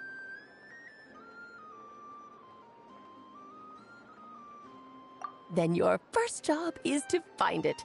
As a moon goddess, I'm sure she must have a name she identifies with. Neither Columbina nor Kutar is her true name, and she's never really accepted either of them. So, finding out her real name is enough to sustain her existence? Yes, I know it sounds like a small step, but every journey begins that way. So for now, that's all we need to focus on. The second problem is with her plan to use the moon marrows to return to the moon. Unfortunately, piercing through the false sky will take an enormous amount of power. Given her current condition, she won't be able to provide anywhere near enough power, even if she recovers her physical form. But no need to fret. Nicole's the expert in this field, and I'm sure she'll figure something out. Wait, Mage N is going to help us out too? That means we've got 2 Hexen Circle mages on the case. This is turning into a pretty big deal. Actually, this is more of a side quest for me. Like you said, I'm a busy lady, so I can't stay for too long. I'll have to return to Teyvat's border soon. That's the upside you get for looking out for my little Klee. Hopefully that will incentivize you to carry on keeping her company in the future.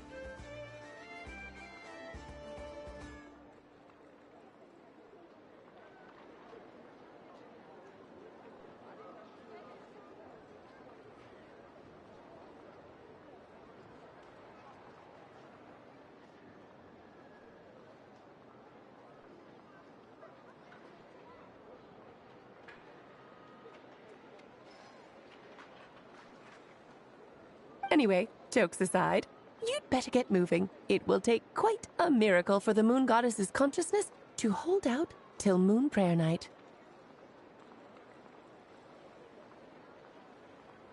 Oh, I suppose I might as well tell you where Nicole is before I leave. Off you go now. Time to meet your new friend. Oh, yes, and a little suggestion. Don't forget to mind your heads.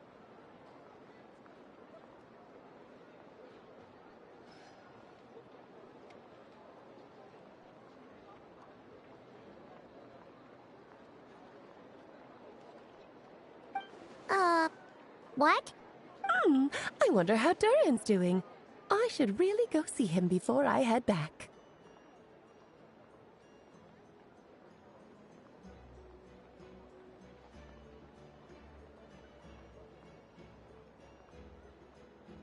You really are super busy. I most certainly am.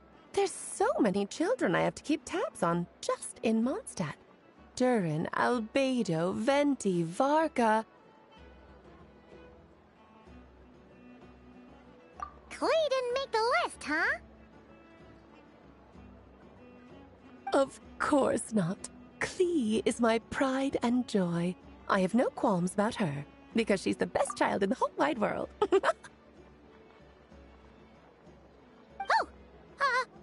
Yep. Klee's a little angel. I'm glad you agree.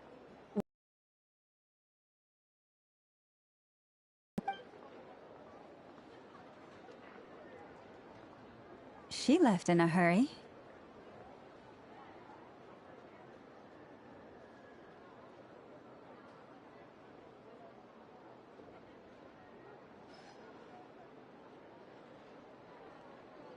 Yeah, she didn't pack up her stall. Should we handle it for her? I must say, I'm now very curious about her daughter. Klee, wasn't it?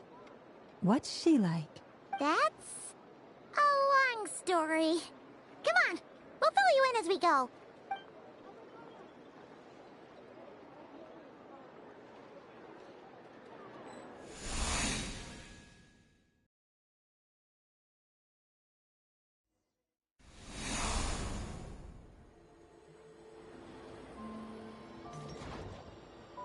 What a lively place.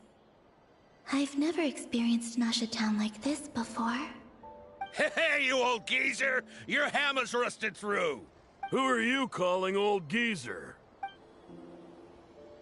Are they quarreling? I'm looking right at him! You've really gone downhill since giving your daughter free rein in the workshop. Can you even swing a hammer anymore? It shouldn't take you days just to fix a single chair! You might as well use that hammer to massage my back for all the good it's doing. Don't run your mouth, or you'll get a back massage that'll put you in bed for the rest of your life. Look, the materials haven't arrived yet, all right? You know how busy it gets in the days before Moon Prayer Night. I'll bet you send all the materials to your little princess. Blood's always thicker than water, huh? All right, you've made your point, Uncle Koski. As soon as the materials arrive, fixing your chair will be the #1 priority. And Dad, if you've got time to chat, why don't you lend me a hand, See? Lolka knows what the score is. I guess they're friends. But the way they spoke to each other was so ugly. Then again, it wouldn't be the first time I've seen something like this. Columbina!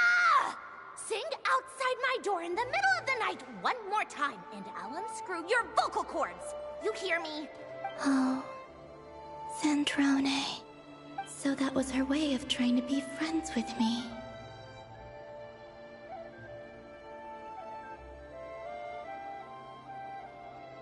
What a pity. I won't get the chance to say any ugly things in reply.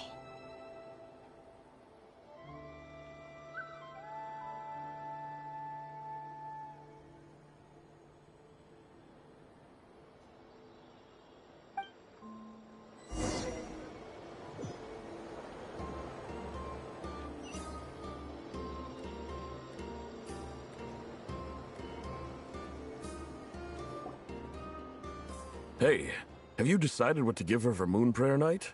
I sure have. She's gonna get the surprise of her life when she's least expecting it. Then I'll whip out the ring and pop the question. The surprise of her life. What a fun turn of phrase.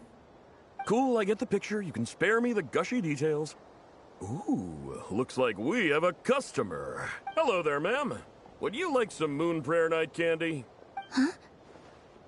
Is he talking to me? Can he see me? Here you go. Oh. Come back anytime. Right. Now, where were we? I don't know why, but I still held out hope.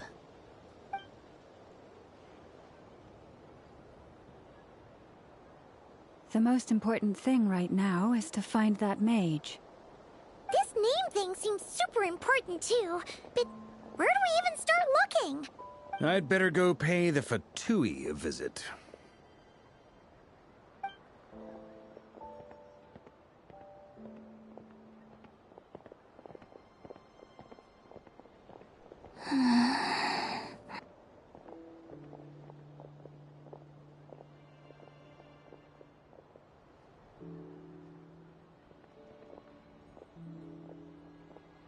Columbina?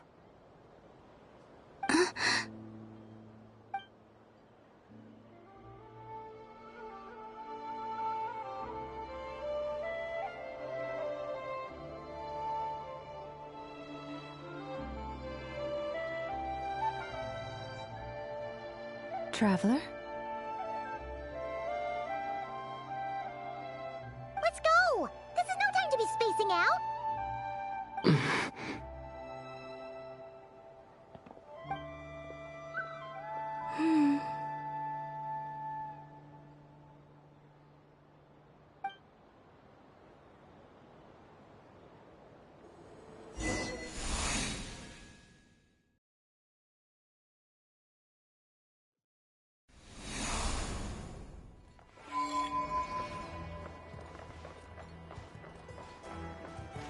Squall and Fury!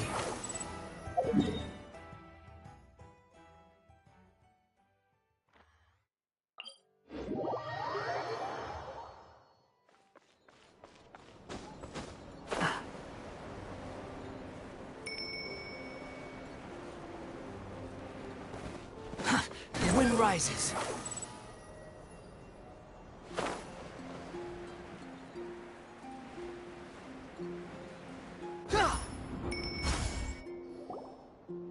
Where are they going? They mentioned a mage and... a name? So, Mr. Varka, are you acquainted with this Nicole? Or should I call her Mage N? Not really. We've never met, though she has come up in conversation. From what I've gathered, Alice kinda took Nicole under her wing. Taught her how to speak in a more ladylike fashion, that kind of thing. Huh. Hard to imagine Alice as an etiquette coach.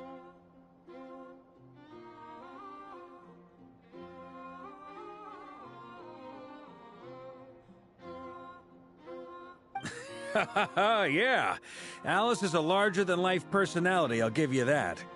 But then again, that's why she's able to draw such an eclectic mix of people into her inner circle. If I remember correctly, being an interesting person is actually one of her main entry requirements. So, if you ever wanted to join the Hexenzirkel, I'm sure you'd both be eligible to apply. Hey! Don't go around making promises on Alice's behalf! I wouldn't dare. I'm just trying to paint a picture of the Hexenzirkel for you. Okay, sure. Anyway, since none of us have ever met Nicole, how are we supposed to find her? We can't just go up to every woman in sight and ask, "Hey, are you Nicole?" Maybe something she's wearing will give it away? Like, a windbloom pinned to her chest or something. Wait a minute. Alice never said Nicole was from Mondstadt. Oh, true.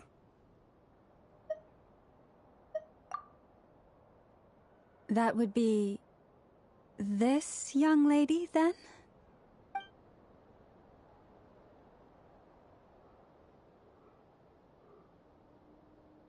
Hey there! Sorry to disturb you, but... are you Miss Nicole? Varka, Knight of Boreas of the Knights of Favonius. Alice might have mentioned me before. Mm-mm. Have we got the wrong person? Sorry. Well, this is awkward. When I shook my head, I meant No, Alice hasn't mentioned you before. Huh? Where is this voice coming from? My apologies. For certain reasons, I am unable to speak. This is the only way I can communicate with you.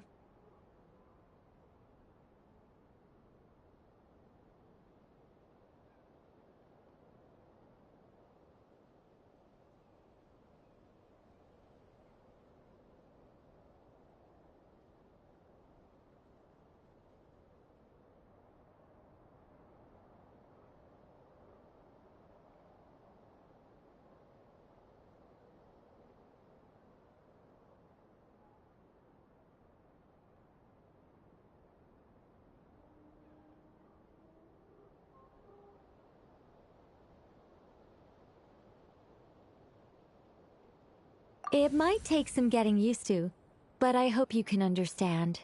Hey, it's fine. I'm more shocked by the fact that Alice never speaks about me. I mean, As for you two, we have crossed paths twice before, but it is nonetheless a pleasure to finally meet you. It's really you! Thanks for all your guidance in the past! You're quite welcome. This time, things are different. We have reached the unwritten pages of the story. You might say that we stand at the crossroads of fate. Now then, allow me to formally introduce myself. My name is...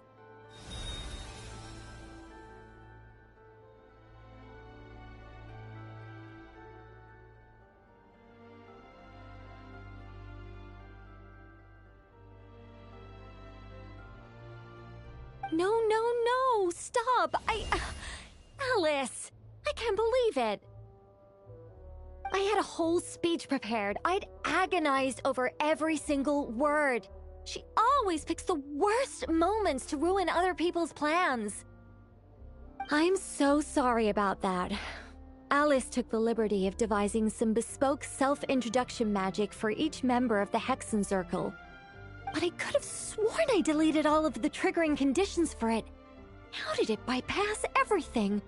Oh gosh, this is so embarrassing.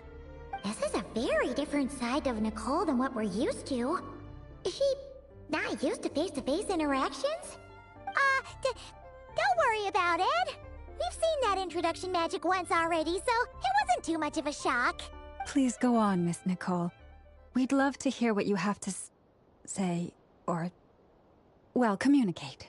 Huh? Are they talking to this lady? But...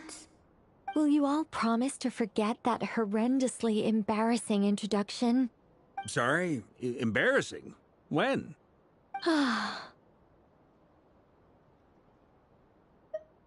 Yes, my name is Nicole, and I am one of a very few angels who have retained both their preferred form and their power.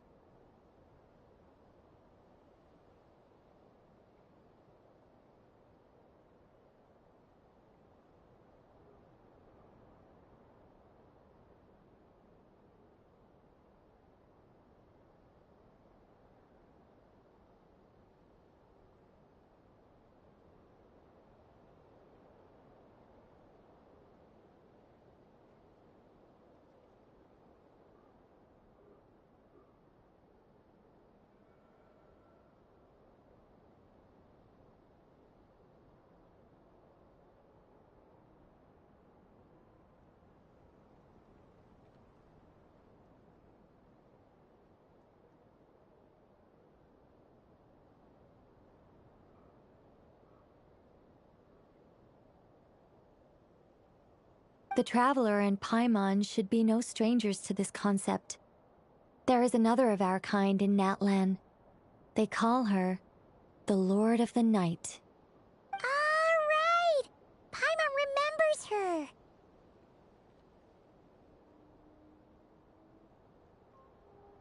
Yes. Well, I have retained more of my power than she. It's because I don't have a long-term duty to fulfill. To be more specific... no. We'll be here all day if I get into the specifics. Moving on. If I'm not mistaken, you are here because you wish to learn how one might reach the moon beyond the sky.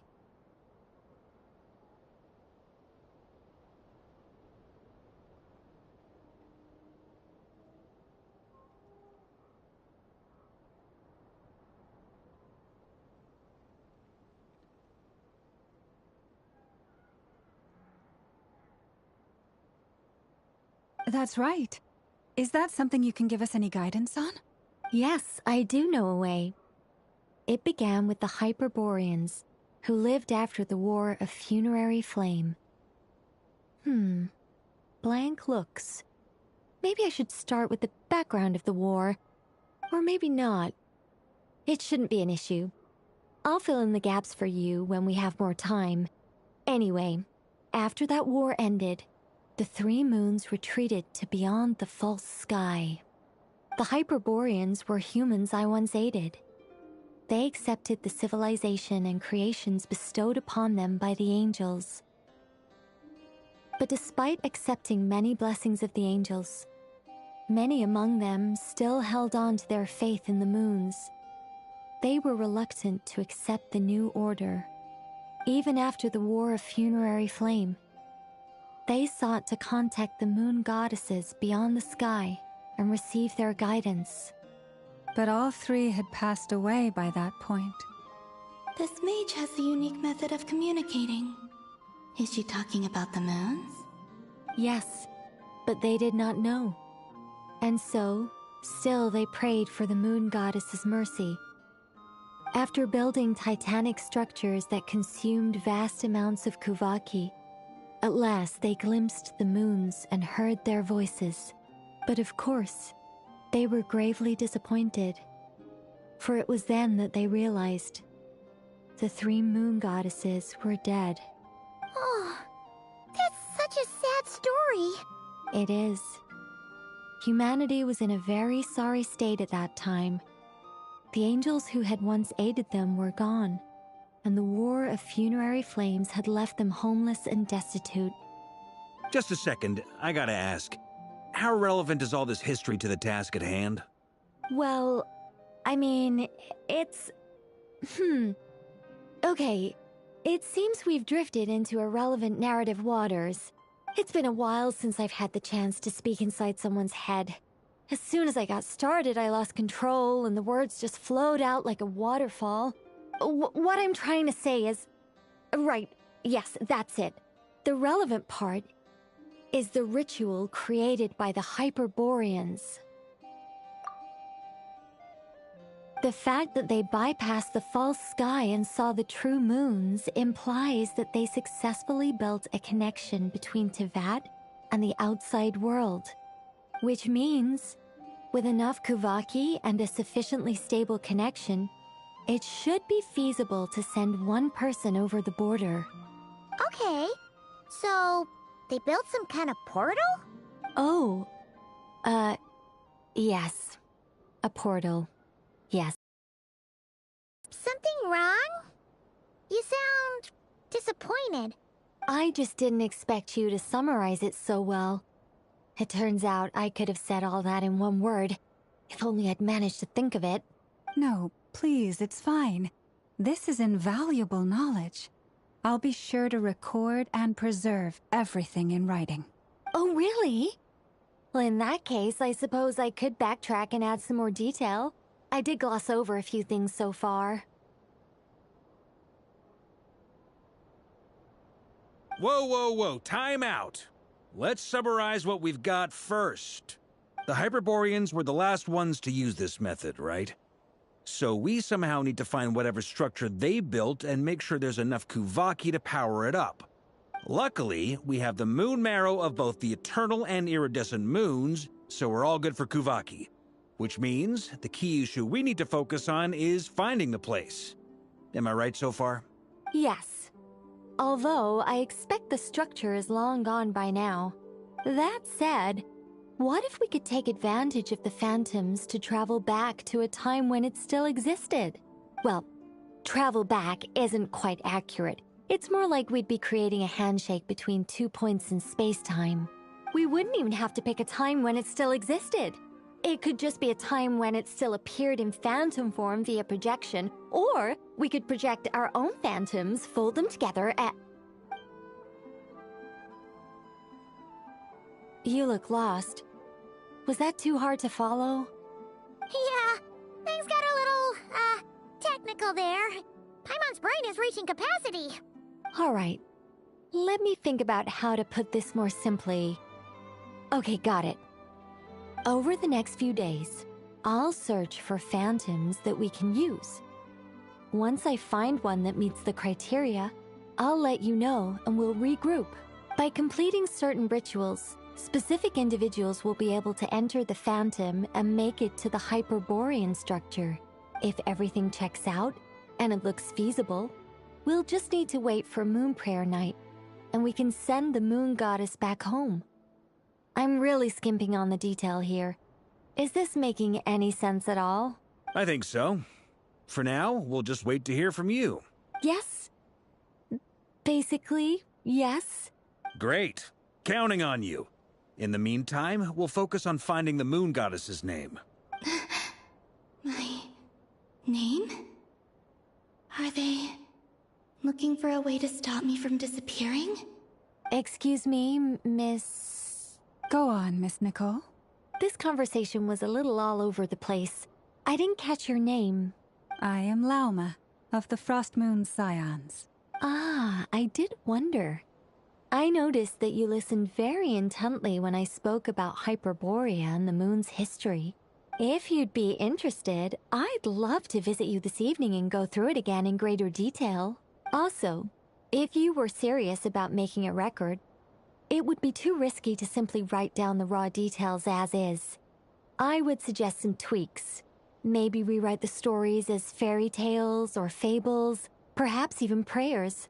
Anyway, we can cross that bridge when we come to it. So, see you later then? Oh, and no need to prepare anything. Just a cup of tea will do.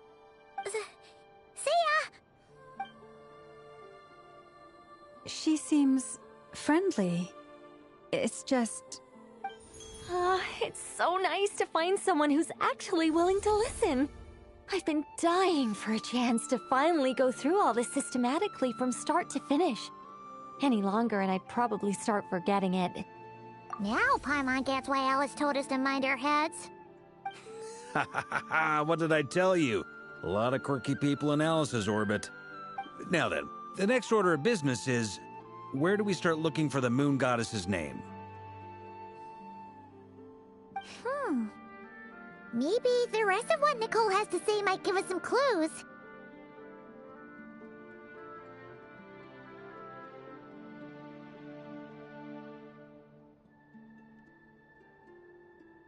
Once I've heard her out, I'll summarize the salient points and share them with you all.